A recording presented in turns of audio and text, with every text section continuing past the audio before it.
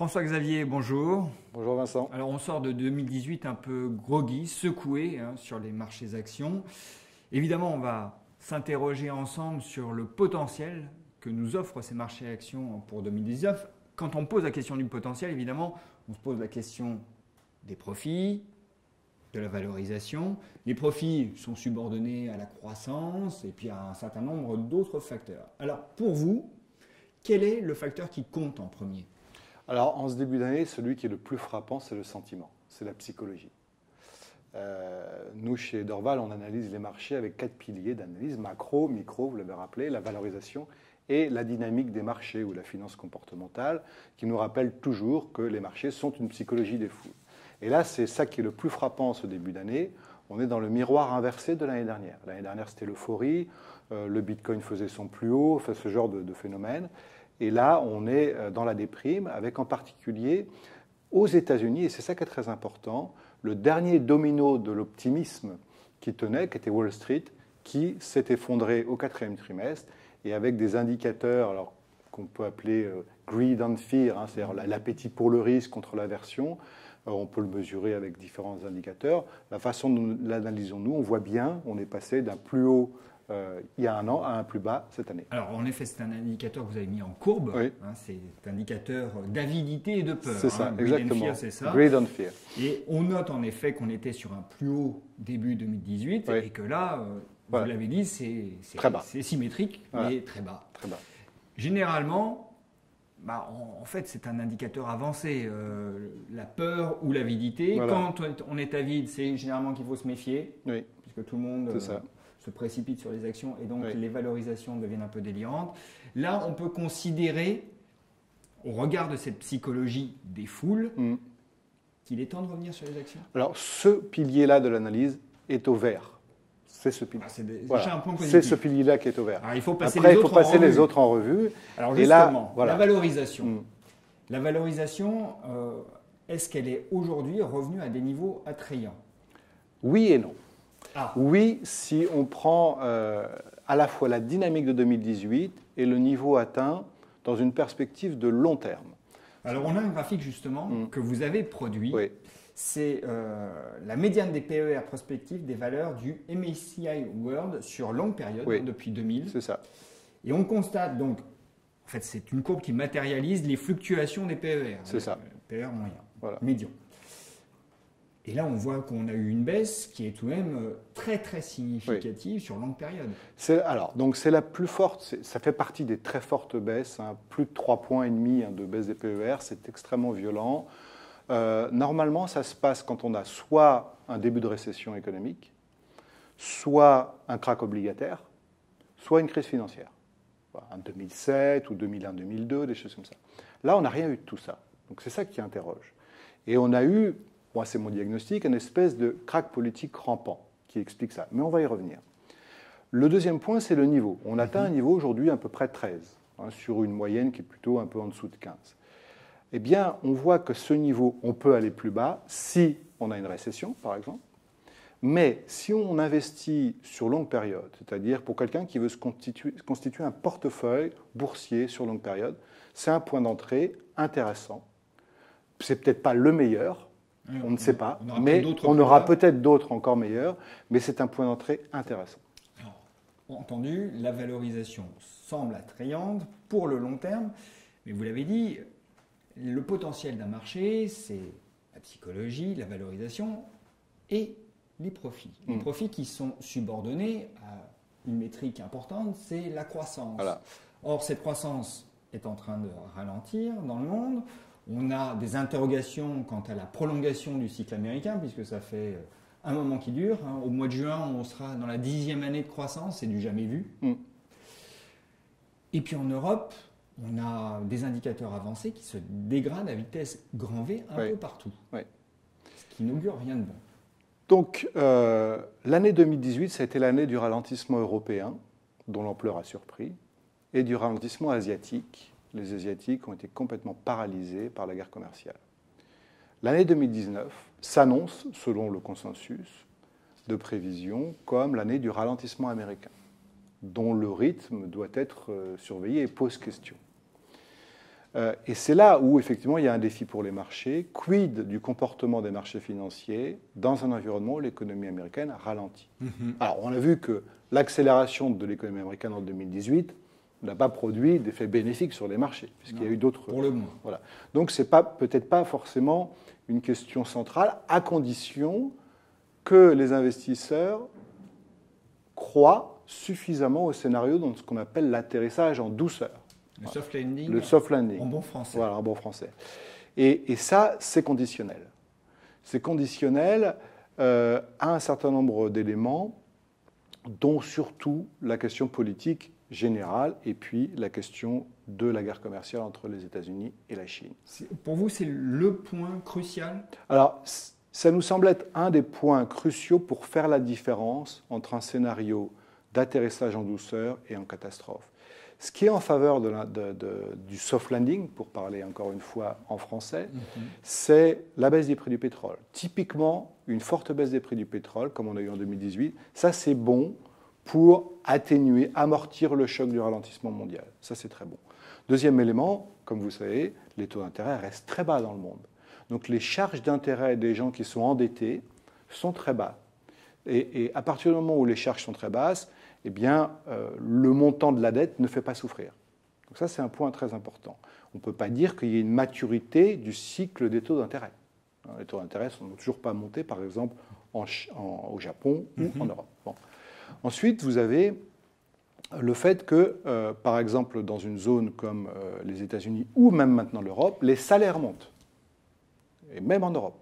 Donc vous avez une distribution des gains de pouvoir d'achat.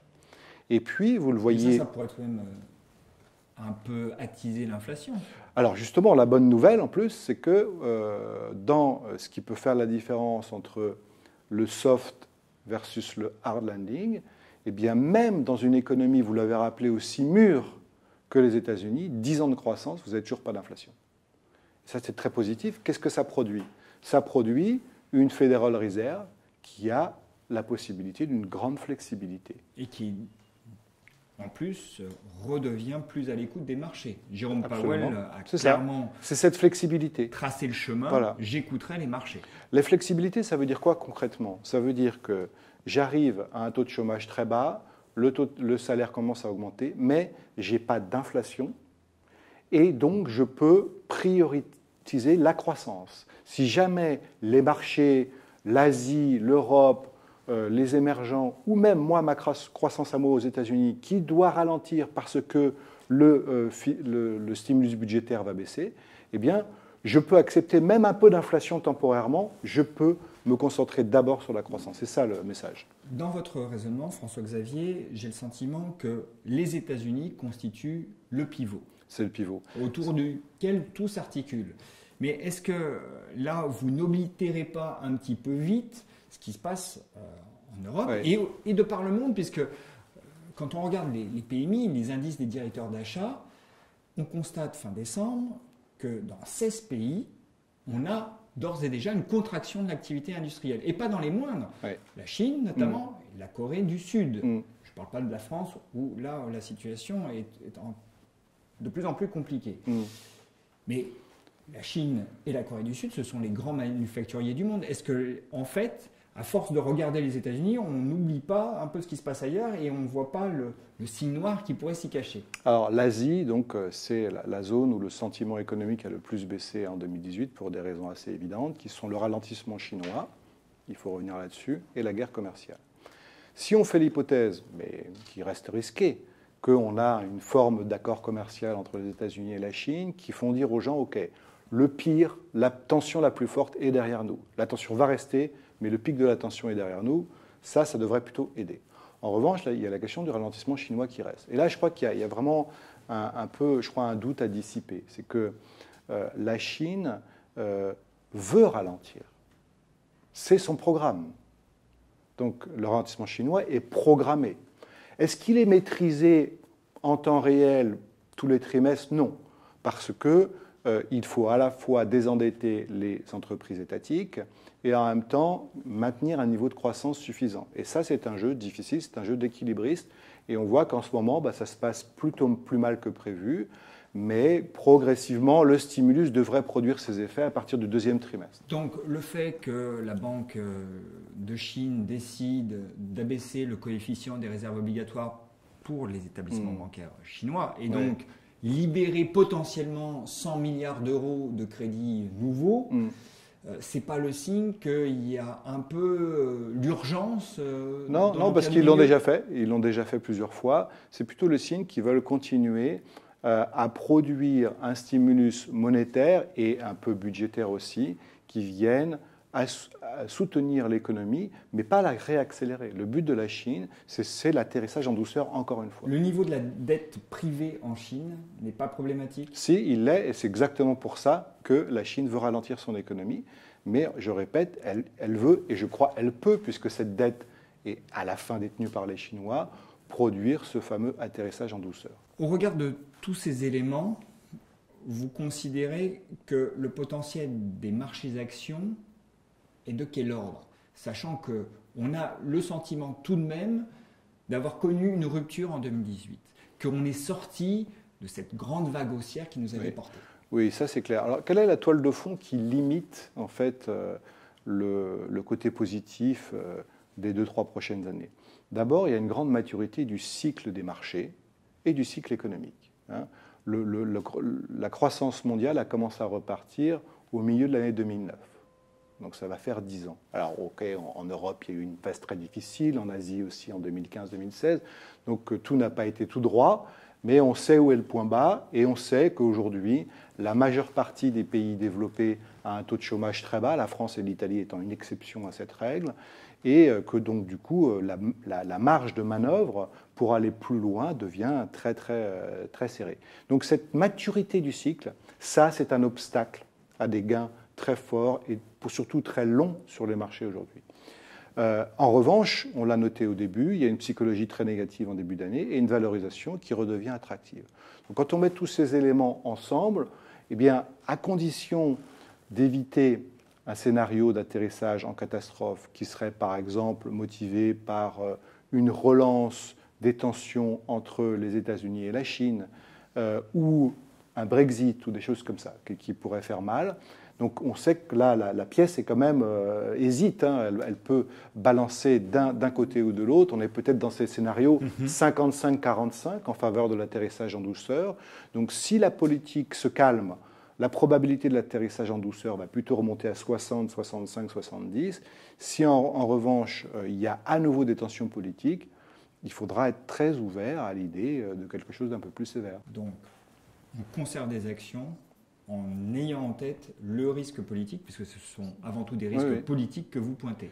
Oui, parce qu'à la fin, l'enjeu, on l'a vu en 2018, l'enjeu c'est le combat entre des leaders de plus en plus populistes et les contraintes du réel. Pour l'instant, on l'a vu en Italie, on l'a vu aussi avec Trump, il semble que la contrainte du réel prime quand même au bout d'un moment, mais on va le voir avec les négociations sur la Chine aussi, et le Brexit. Mais si, alors c'est l'exercice ardu, et si vous deviez quantifier le potentiel? Le potentiel, vous savez, c'est très difficile, on l'a vu l'année dernière, on a baissé, les PER ont baissé de 3,5. Pourquoi pas 2,5 ou 4,5? Il n'y a rien qui vous dit ça, d'accord? Donc de toute façon, c'est complètement hasardeux. Là, les PER sont autour de 13. Ils peuvent remonter à 13,5, à 14 ou à 14,5, mais ça fait une année boursière complètement différente. Je dirais simplement que si l'accalmie politique se confirme, on peut envisager sur certaines parties de marché, et je crois que c'est plutôt surtout sur les questions sectorielles et d'allocation que ça se joue, on peut avoir des parties de marché qui montent de 15-20%. Eh bien justement, François-Xavier, ça sera l'objet d'une prochaine émission. Merci en tout cas pour toutes ces explications. Merci Vincent.